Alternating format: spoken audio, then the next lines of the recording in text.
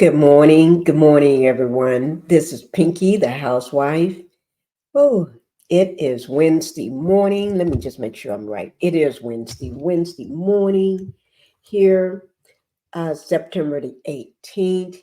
And I'm drinking my coffee this morning. Drinking my coffee. I wake up late, but it's still morning time. Okay. And I got a sore throat. So if you hear me, my throat, dealing with it, just remember I got a sore throat. I think I got a cold. It's been going on for 3 days now, maybe four. Maybe this is the fourth day. But anyway, you know, with sore throat comes sniffling and all this here stuff. So y'all have to excuse me. But you know what we're going to be talking about today?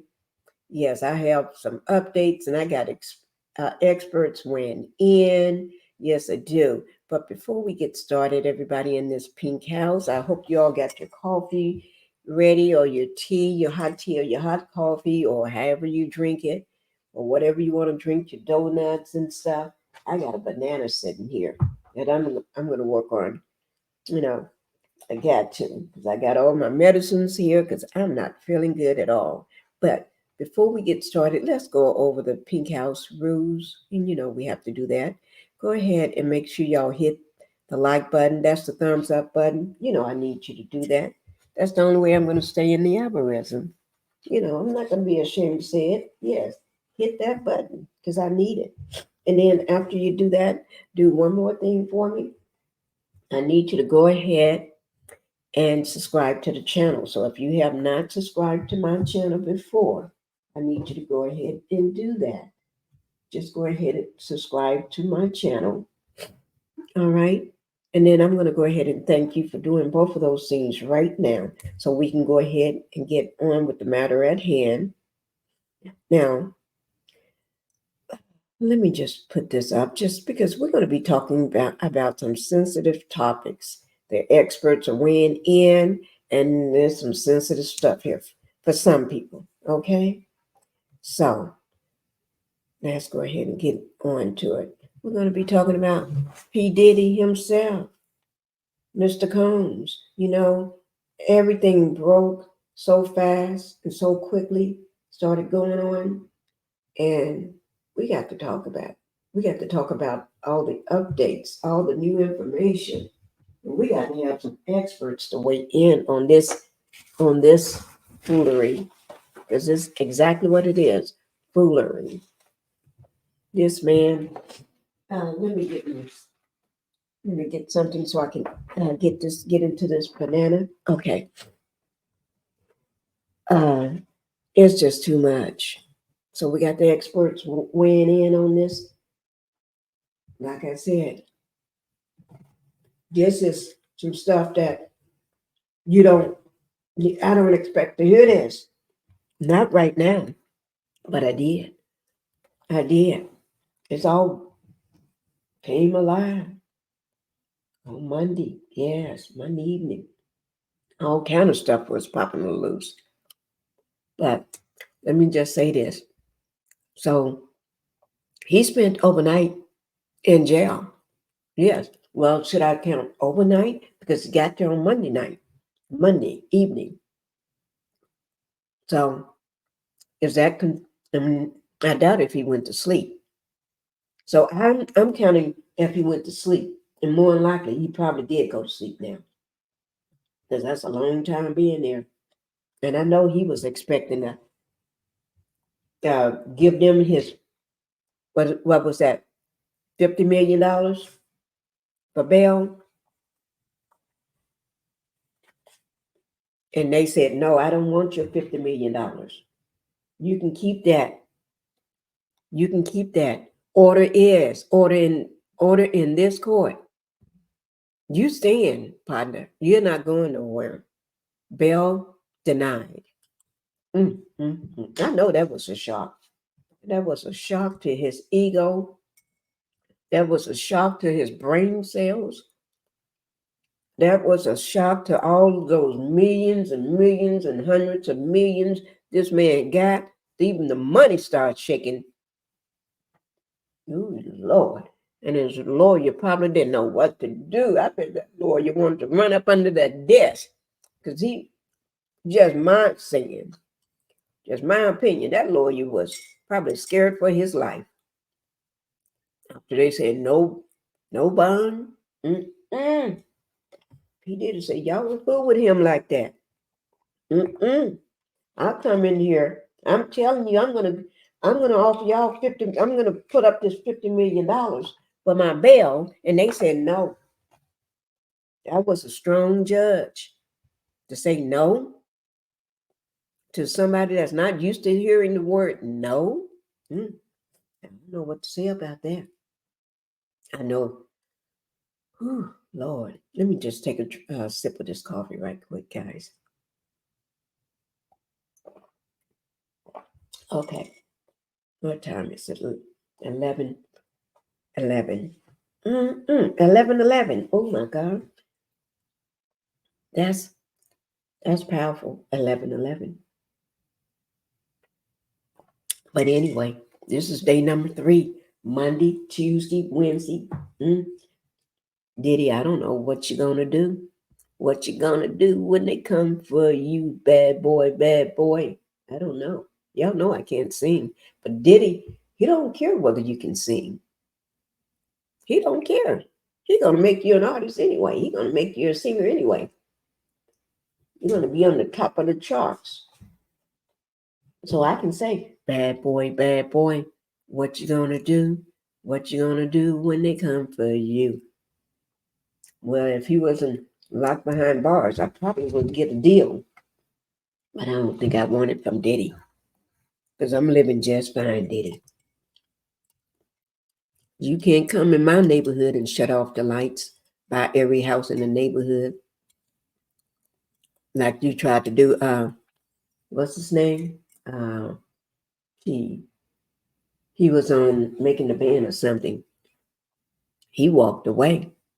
He said, no, you don't tell him something like that, that you'll come in the neighborhood. You're by every house on his block and shut off the lights.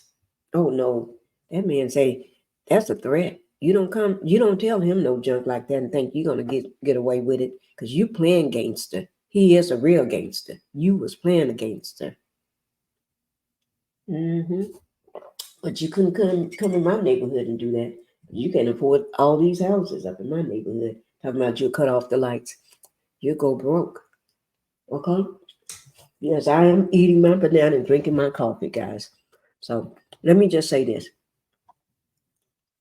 You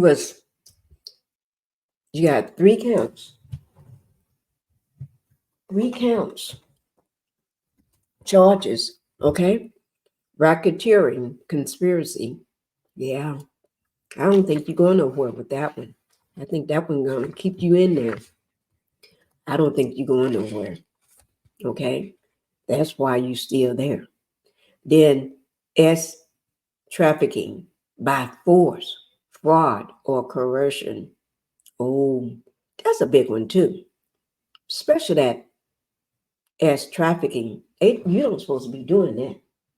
That'll line you in hot water. And I think you're already in that hot water because you woke up with cold water this morning. It's, I don't know, but do they have hot water for you all in jail or when you go to prison? I don't know.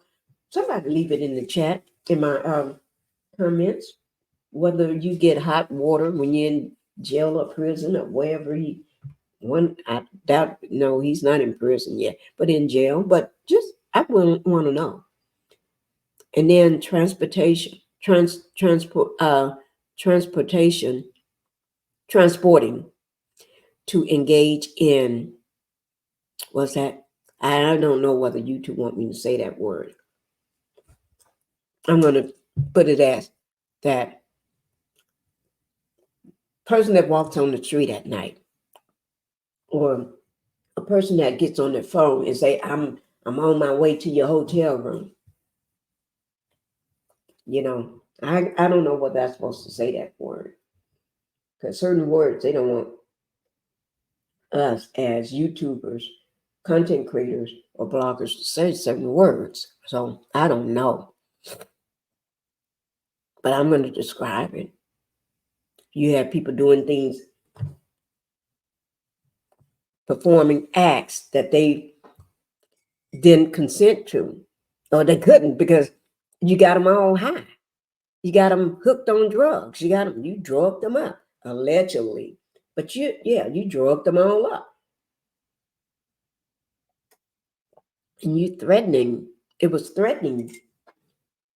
There was threats, a bubbly hum, threats of you're going to lose everything you got, threatening your job, everything. I'm not going to say just threatening one or two things. You threaten everything about that person, regardless of what it was. You made threats on it, okay? So, and then sometimes you didn't just tell them to their face. They knew better not to cross you because you hadn't told them what you did to other people. And they know what you did to other people if they've been around long enough. They know when a man is not playing with them. Yeah. So, of course, they was threatened for their life, their livelihood. So you pimped them out, put it like that. You was pimping everybody out, men and women and everybody. You pimped them all out. Even a woman that you're supposed to love. All them years, you pimped them out. Just like you pimped out your baby mamas. You're a dirty man. You are no good. Diddy, I don't care what happened to you. I really don't. Only thing I'm concerned about is your kids. That's it. Your daughters. Yeah. And your baby. As for you, you get what you did. You get the consequences of your actions. And you knew what you was doing was wrong. So somebody got to fall up under the bus. All the people that's over you, all the big wigs, all the head honchos, the big dogs over you, you know, you're collateral damage. Somebody got to fall and take the rap for everything. That's going to be you. Just like you was the big guy over everybody else that was under you, everybody that you came in contact with. You was the big dog over them. Now, there's people bigger than you over you. So somebody got to take the fall for them. So they don't get entangled up in this. So you're the lamb. Oh, what should I say, lamb? I don't know. Y'all. But let's get to the, so you was denied bail. You was denied bail. I wonder when you heard that, because you don't like, this man don't like hearing no. No. I wonder what went through his mind. I bet he was shocked. I bet it took you a couple hours to get over what you heard. Probably all that night, you probably tossed and turned and did not sleep. So I won't say you had a good night. No sleeping in those satin sheets of yours. Those wonderful pajamas. Taking a shower in that big, huge shower. None of that. No, none of that. Now, I'm not going to hate on you because what you got. Because that would be hypocritical of me, because I know what it's like to have a lot. And I know how people feel about you when you got a lot. So I'm not going to hate on you for what you got. I'll be a hypocrite then, won't I? But there's different levels to it. You at a level that I'm not. So I don't mind that. I'm happy at my level. You had a level so high, but I hadn't seen your level before. Okay? So I'm not going to hate on you. But I hate what you did.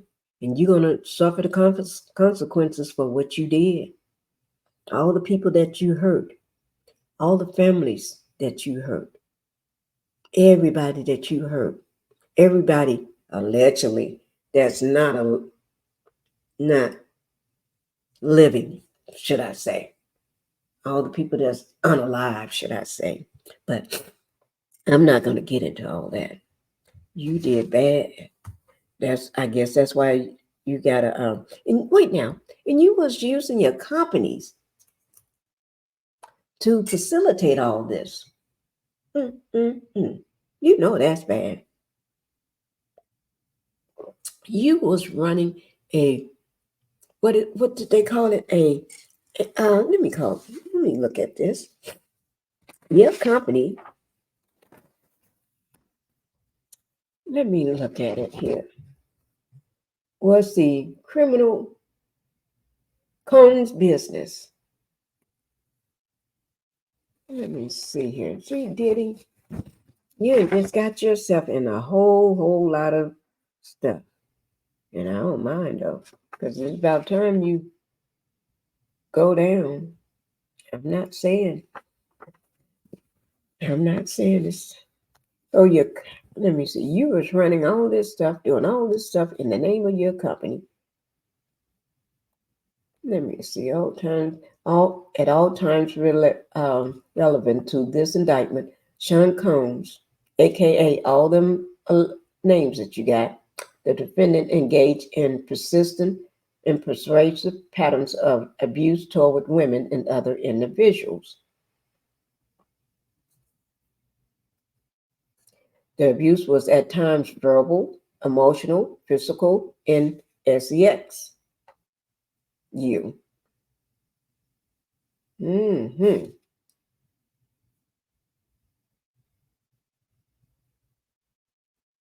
The physical abuse by Sean Combs, the defendant, was widely known, recurrent and widely known. Everybody knew about it. Everybody knew about it. On numerous occasions from at least in or about 2009 and continuing for years, Combs assaulted women by, among other things, striking, punching, dragging, throwing objects at, and kicking them. These assaults was at times witnessed by others and included one instance at a Los Angeles hotel in or about March 2016, which was captured on video and later publicly reported, where Combs kicked, drugged, and threw a vase at a woman as she was attempting to leave. Oh, yes, you did. I saw that video too. Sean Combs. Let's see what these experts got to say about you. Okay? We're going to see what the experts got to say. Let's bring it up. Inquiring minds want to know. So y'all know this is early for me. Now, this is going to be from CNN. Okay? I watch them all the time. So they're going to weigh in on this. It says, hear what experts thinks is most shocking about Sean Diddy Combs, his charges. So we're going to see what the experts think. And this was this morning, actually. This was just 5 hours ago. I was still sleeping though, but nevertheless, I'm awake now. So we're going to go ahead and weigh in with them. Let them weigh in on this thing. Okay?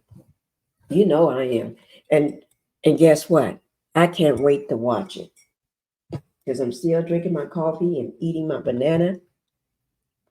May not sound good together, but right now, anything is good together when you're hungry. Okay? So we're going to watch this together, guys. Okay? And see what they have to say. So here we go.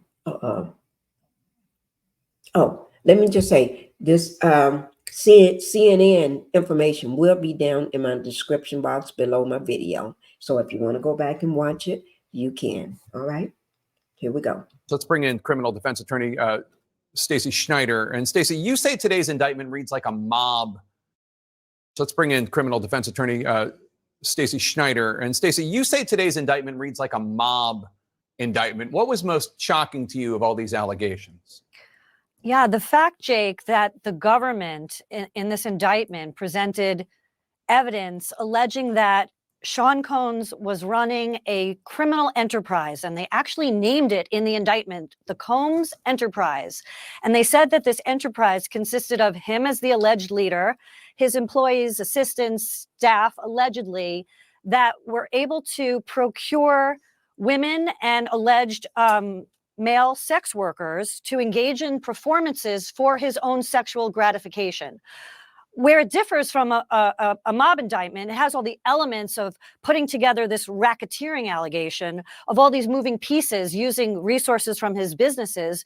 But the fact that this is about an allegation of sexual gratification being accomplished by alleged human trafficking, it's one of the most unique indictments I've ever seen in this area, in the area of sex crimes, because the government isn't actually prosecuting the sex crimes other than the human trafficking or the sex trafficking. They're not prosecuting any type of alleged sexual abuse to women, although that's part of this racketeering scheme. But the actual charges are racketeering conspiracy, sex trafficking, and transporting individuals over state lines to engage in prostitution.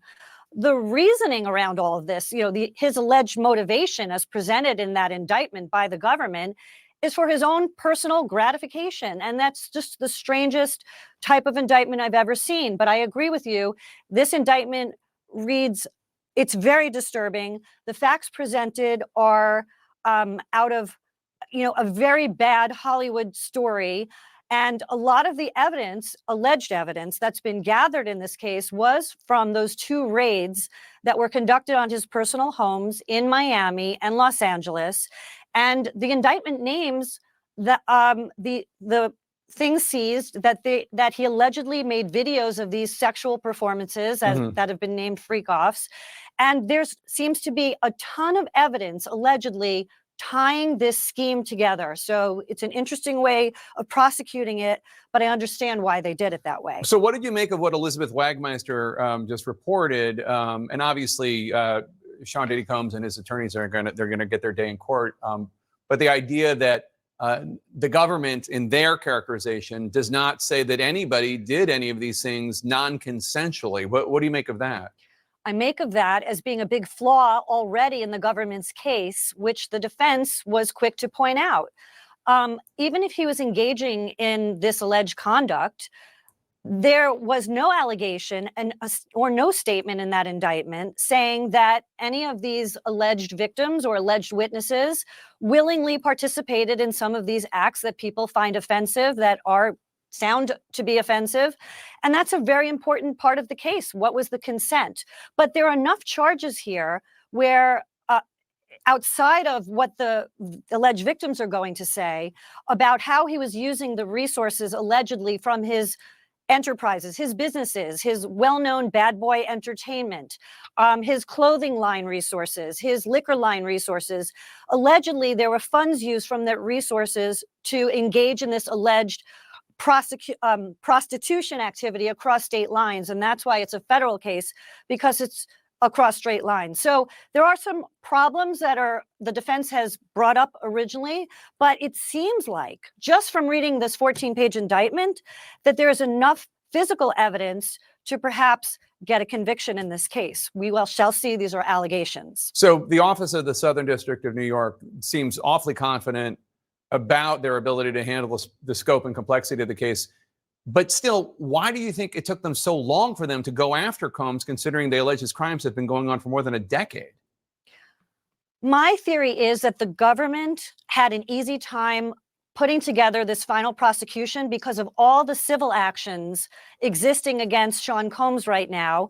The case with Cassie, which that video was shown, his former girlfriend, where he was seen assaulting her. It looked like certainly that he was assaulting her on video.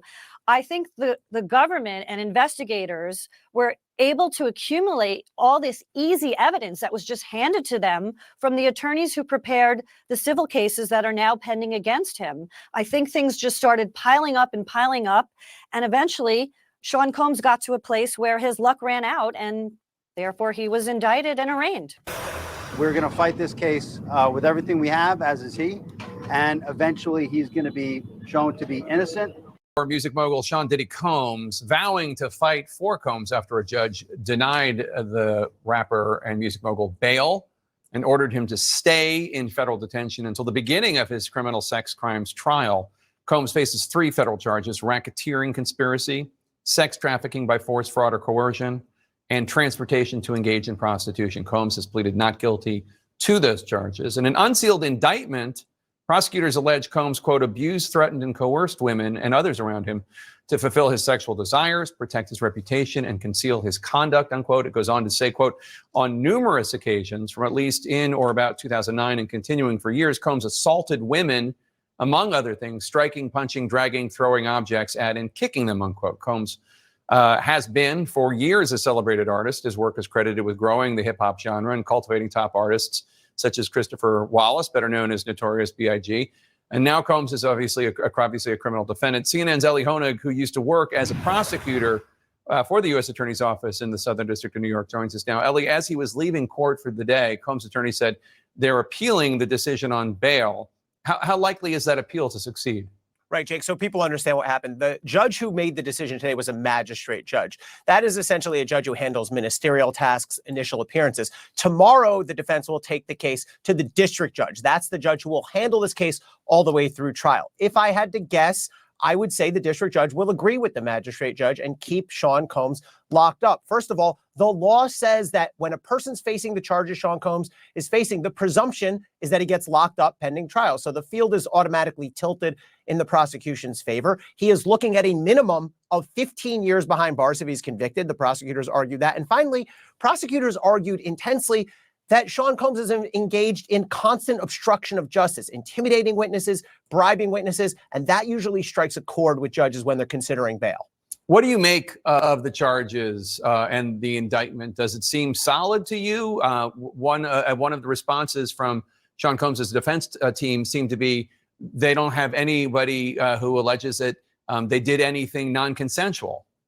Yeah, I don't get that read out of the indictment. Of course, we're hearing from both sides now. It strikes me as a strong indictment. We do have to keep in mind it's a one-sided document. It's the prosecution's allegations. But a couple things jump out to me. First of all, they have videotape. We've all seen the videotape of the assault on one of those women who's alleged to be a victim. That's going to be a really tough piece of evidence for the defense. And if you look beyond the indictment, there was a companion document filed today that says that prosecutors have talked to and plan to call dozens of victims and witnesses. So even if the defense can discredit 1 or 2 or 3, they're going to have to deal with dozens of victims pointing the finger at Sean Combs. So you used to specialize in prosecuting racketeering cases at this U.S. Attorney's Office. Yeah. How exactly do racketeering charges play out here, and how does it give prosecutors an advantage? Racketeering charges are such a powerful weapon for prosecutors, and I used to use that tool quite effectively, I think. What prosecutors have done here is allege that Sean Combs was at the head of an organization, a racketeering organization, a criminal enterprise that committed multiple crimes that were connected to one another. And what that allows you to do as a prosecutor is to pour in evidence of all manner of crimes. And here prosecutors allege that Sean Combs committed this enterprise by committing assault, extortion, drug trafficking, with firearms offenses, with obstruction of justice. And so you end up as a prosecutor able to put this massive evidence of various types of crimes in front of a jury. So it's a lot for defense lawyers to respond to. And it really is an advantage for prosecutors if they can prove the core allegations. You're familiar with not only this prosecutor's office, but the judge assigned in this case. Tell us about them. Yeah, so Judge Andrew Carter, first of all, is assigned to this case. He was a magistrate, as I mentioned before, in Brooklyn before this. His background primarily has been as a defense lawyer. He was a longtime public defender. He's deeply respected in the New York legal community. The prosecuting office here is the Southern District of New York. Maybe I'm biased. I used to work there, but it's known for charging and getting convictions in high-profile, high-stakes case. That's what the Southern District has done for decades now. They're no strangers to this type of case. I will say, at the risk of sounding like a homer, if they bring a case, they typically have the goods. They have their case buttoned up. All right, Ellie Honig, thanks so much. Appreciate it. Let's get some more on this with our legal and entertainment experts. And Joey Jackson, I'll start with you. How much does it speak to the severity of these charges against Combs that the judge denied his bail? Says everything, Wolf, for a variety of factors. Number one, certainly, generally, you would be given bail if there's any condition or combination of conditions that would ensure, A, you return to court, and B, there's an issue as to whether you're a danger to the community. Because of the manner in which the indictment was laid out, speaking about over a 16-year period, allegations with respect to what he allegedly did, it becomes problematic. Let me tell you what the concerns are very briefly. Number one, you have very motivated accusers, right? Very motivated people. We know that because they laid out the allegations in lawsuits. Lawsuits are civil in nature, not criminal. But I think that provided a treasure trove of information for the federal government to do what they did. Number two, with respect to the seizure of things, right? Evidence from his properties in California and Miami, videos, the other things in terms of Elizabeth's excellent piece moving into this, the lubricant, the cocaine, the other things that were taken, drugs, what have you. It's really concerning. And so at the end of the day, Wolf, it's going to be established with proof or not proof. But here's the last thing. This is a case of the United States of America versus Sean Combs. Why do I say that? Because a lot of other people who could have been charged in this indictment with him were not. What does that say to me as a defense attorney? That they are cooperating with the government. So you have the accusers that are there giving their story, innocent until proven guilty, but you have other people who you could say were his enablers who are not being looked at by the government, who are looking at helping the government prove their case. So it says an awful lot that he's detained at this point without bail. There'll be an appeal on that issue. We'll see what a court has to say thereafter. Yeah, we'll see what happens. Lisa Bonner is with us as well. Lisa, to Joey's point, and he made very strong points, the judge said in her words, and I'm quoting her now, my concern is this is a crime that happens behind closed doors, even when pretrial services is monitoring. It's pretty chilling. What do you make of that? That they really do believe that Sean Combs is a flight risk. And they also really believe that he is a danger to society. As Joey said, no, he did not act alone. So there were enablers from his employees, his coworkers, his assistants, to other people in law enforcement that have aided and abetted him in carrying out these crimes. So the judge made clear that there was nothing that she could determine that would really grant bail. Now, I wanted to point out that this is a magistrate judge, and the magistrate judge is really more ministerial in nature, meaning that tomorrow or the day after or soon thereafter, that this case will be given to the district judge who will be hearing this. Now, at that point, they will indeed his defense team will indeed try to convince the judge once again that Sean is not a flight risk and that he should be entitled to bail. I personally do not see that happening for the reasons that I mentioned, but that is what they will argue. Interesting. Lisa Respers France is with us as well. Lisa, that disturbing, very disturbing video of Combs abusing Casey Ventura at that hotel in Los Angeles was a key point of evidence in today's hearing. How significant was that? And put into perspective for us Combs's enormous fall from grace.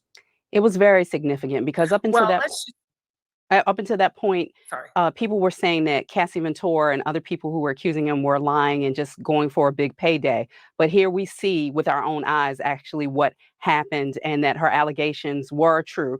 And so it's been very difficult for Diddy because he's a much bigger star than just hip hop. You know, people think of him in terms of being a rapper and a producer, but he had a fashion line. He had spirits. He had a restaurant. Like, Diddy is probably one of the biggest stars of our time. And so to see him go from last year in September receiving a key to the city in New York, where Diddy has literally referred to himself as the king of New York, Wolf. And so this was a big deal. And then in June, after we aired that exclusive video, Mayor Adams then asked for that key back. And so Diddy returned the key because he had to, because it became such a huge deal. Because it's one thing to be accused in a civil case or civil cases when it comes to Diddy, but it's quite another thing to see with our own eyes someone being brutally abused like Cassie Ventura was. And so consequently, Wolf, when you had that, it opened up the possibility that other people must not be lying either, is how a lot of people in the industry felt. And I personally, I don't see how he comes back from this. Yeah, we showed our viewers some video of Combs actually receiving that key to the city of New York. Joey, you heard Combs' attorney say they're appealing this decision in a hearing tomorrow. What would they try to argue to get this bail decision reversed, and how likely is that? So, Wolf, what they will argue is we know that at the outset of this case that he moved to New York. And what they're going to say is that, listen, he wasn't fleeing anywhere. Yes, he's well-resourced. Yes, he can go to anywhere really in the world if he wanted to, but he didn't. He came here to New York to fight the charges. Number two, in addition to coming to New York, he offered to surrender. They chose it as prosecutors to get him at the hotel. Why? That was the indication that they were going to look to detain him, right, indefinitely until the case comes. And number three, they'll argue that, yes, these are decades allegations in terms of 2008 to present, but what they will say is that, you know, he hasn't, as of late, been certainly a danger to the community, and these certainly are allegations. Last point, Wolf, and that's this. These are life-changing allegations. Every indictment is, but there's also a forfeiture provision in here. So irrespective of whether he's detained or he's out, if he's convicted on this, and it's an indictment, which is a mere allegation, this has to be proven in court to be clear. But if he's convicted, the government can forfeit everything from the criminal enterprise. That is his world. That means the government could take everything and anything that was a result, right, of proceeds from who he is and what he does, entertainment or otherwise. So this could change his life as he knows it. And ultimately, that's going to depend upon whether the government proves the case beyond a reasonable doubt. Potentially, he could spend many, many years in prison, right, Joey? Maybe the rest of his life? Without question, you're looking at potentially a 15-year mandatory minimum, in addition to, it depends, of course, a life sentence. Now, in the federal government, very briefly, there are these sentencing guidelines. Sentencing guidelines are predicated upon who you are, but listen, these allegations could keep him behind the bars for a long time. Certainly true. Lisa Bonner, let me go back to you. In cases like this, how much do you weigh putting the survivors through a trial versus exploring potentially a plea deal that could spare them having to testify?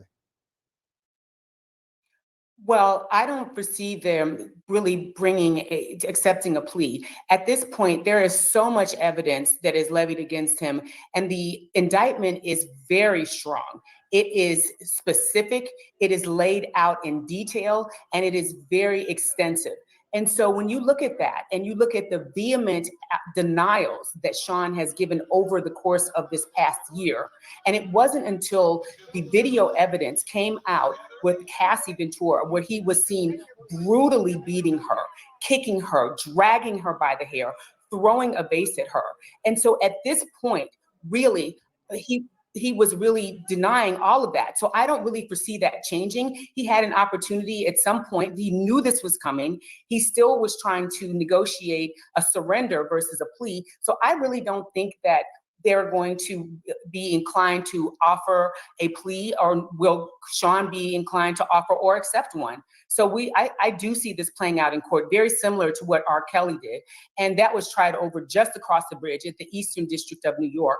So I really do not foresee any kind of plea. And it is unfortunate for the survivors because you are pitting them up against the evidence and having to speak on that. All right, Lisa, thank you. Lisa, Joey, and Lisa, thanks to all of you. Appreciate it very much. Our legal analyst is Michael Moore. Michael's with me now. Let's just deal with if you will, the logistics before we turn to the gravamen. The refusal of bail in these circumstances, bearing in mind he'd flown to New York to turn himself in, so he was preempted by the police. Are you surprised that he was refused bail? Well, I'm glad to be with you. I'm not surprised at all. I mean, the nature of these charges are so serious, the allegations are so serious that it's not surprising that this hearing he was denied bail. The judge has to look at things like whether or not he can be expected to return to court. Does he have the manner and means to perhaps evade law enforcement and not appear? Is he a flight risk, in other words? And so I think at this point, the judge has decided that the fact that he was doing these acts in secret did not obviously lend much to his statements that he will be open and available. So I'm not surprised at all. But again, we will see what the district judge now does since the case has been, or the decision has been at least appealed up, whether or not there are some terms of bail that might make the court comfortable that he will show up for court. Now, turning to the charges themselves, they are amongst the most serious, which would involve very long periods of incarceration if convicted. But it also raises the question, if there was a plea deal at some point in the future to plead down from these very serious charges, the lesser accepted offenses would also be serious and could end up in prison. I think any plea discussion of the case, because you have such significant impact on the victims of the case, would necessitate that he be sentenced to prison in some way. I just don't think that a judge would take and place him on probation or some type of house arrest, given the allegations that were made, no matter what the plea discussions were. And remember, the prosecution and a defendant can negotiate a plea amongst themselves, but a court has the decision finally on whether or not to accept that recommendation, and ultimately has the authority to make a decision about whether or not a prison sentence is appropriate. We operate under the federal sentencing guidelines. Those give the judge some parameters to consider, things like whether or not somebody accepts responsibility, whether or not there have been an adverse impact on victims, whether or not there's been excessive fraud and deceit through the investigation of the case. Those things come into play as we talk about what might happen if there is a plea agreement that's ultimately reached. It's important to remember, besides obviously he's innocent until proven guilty at the moment, but it's also important to remember that not being a nice person, being an unnice person, if you will, is not a crime. They're going to have to prove the elements of the offenses in these cases. Just because he might not be likable is not enough to get you locked up. Well, I mean, that's exactly right. And this is an indictment. These are merely allegations, and he has a right to have his case tried in court. And the government has to prove that he's guilty beyond a reasonable doubt. The indictment, the allegations we heard from the United States Attorney in New York, these are sordid details. They are particularly troubling as it relates to whether or not the allegations are true, on whether or not certain people, victims in the case, were given drugs at the time to get them to do these sex acts, whether or not there's been some effort to blackmail or extort or silence victims in the case by the use of videotaped, and to call it pornography would probably be too nice. I would just say dark type of pornography, it sounds like. These are things that a judge is going to have to consider as we go forward. Finally, back to the logistics, if you will. He was prepared to turn himself in today, so we understand. The arrest removed from him the almost right to bail. Since I was going to turn myself in, I'm entitled to bail if I had turned myself in. By arresting him, the prosecution removed that possibility. Well, they certainly removed the argument for him to make that he had turned himself in. It's mighty hard to, when you fly into town on a jet and you're there, to argue that there's no possible way you could be a flight risk. And that's one of the things the judge would consider. Another thing would be the nature of the charges, the allegations that were made. They spanned a long period of time. There were efforts to influence witnesses, it sounds like. At least that's been an allegation that has been made. These are all things that get put into that decision. The fact that he just would have turned himself in, that would have been in his favor. But there are so many other factors at play that it wouldn't have surprised me to see a court dig into those a little bit in making a decision on whether bail would be appropriate. And at this stage, a judge has determined that bail is not appropriate. He has a right, and has done apparently so, to appeal that decision and have another hearing on it. At that time, his lawyers will have a chance to make these arguments about the efforts that he was making to cooperate and to get there. the term cooperation, frankly, sometimes gets to be a little loosey-goosey, depending on who's wanting to use the argument to their benefit. We'll talk more in the future. I'm grateful, sir. Thank you. Like, thank you guys. I hope y'all enjoyed that video. It gives us an inside look of what the experts thinks, and I'll be keeping y'all updated with everything going on. Sean P. Diddy Combs. Y'all have a good day. Bye-bye.